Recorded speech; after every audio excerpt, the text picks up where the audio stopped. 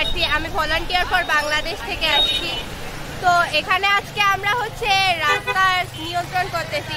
যেমন এখন বর্তমানে দেশে পুলিশ নেই, তো আমরাই এখন স্টুডেন্টরা ট্রাফিকের দায়িত্ব হাতে তুলে নিয়েছি। আমরা সুন্দরভাবে পরিচালনা করে সব স্টুডেন্টরা রাস্তা পরিচালনা করছি। এখানে আমরা ট্রাফিকের মধ্যে দুটো লাইন করাচ্ছি যেন সুন্দরভাবে যাতায়াত করতে পারে।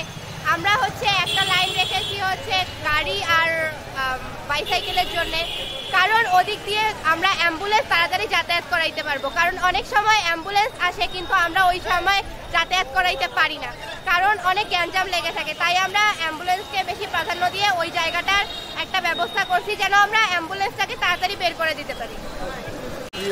রাস্তায় দায়িত্ব গ্রহণ করছি, যেমন আমাদের পুলিশ ভাইয়েরা নাই, তারা বর্তমানে দায়িত্ব পালন করতেছে না, যার ফলে আমাদের যে জনভোগান্তি যেন না হয় সেজন্য আমরা পরিপূর্ণভাবে দায়িত্ব পালন করতেছি। এবং আমাদের যে অ্যাম্বুলেন্স রুগীগুলো এবং যারা অসুস্থ বাচ্চা এবং বয়স্ক লোক আছে তাদের জন্য আমরা এই লাইনটি ফাঁকা রেখেছি যেন তারা এই লাইনটি দিয়ে দ্রুত সময়ে যাতায়াত করতে পারে। এবং আমরা আশাবাদী যে দ্রুত সময়ে পুলিশরা মাঠে নামবে এবং ট্রাফিকের দায়িত্ব পালন করবে এবং আমরাও পরিপূর্ণভাবে রাস্তার মধ্যে আসছি যেন আমরা পরিপূর্ণভাবে যানজটমুক্ত রংপুর করতে পারি। এবং যেহেতু আমরা ছাত্ররা এই দেশকে নতুনভাবে এগিয়ে নিয়ে যাচ্ছি এবং আমাদেরকেই পরিপূর্ণভাবে দায়িত্ব নিতে হবে, কারণ দেশটা আমাদের।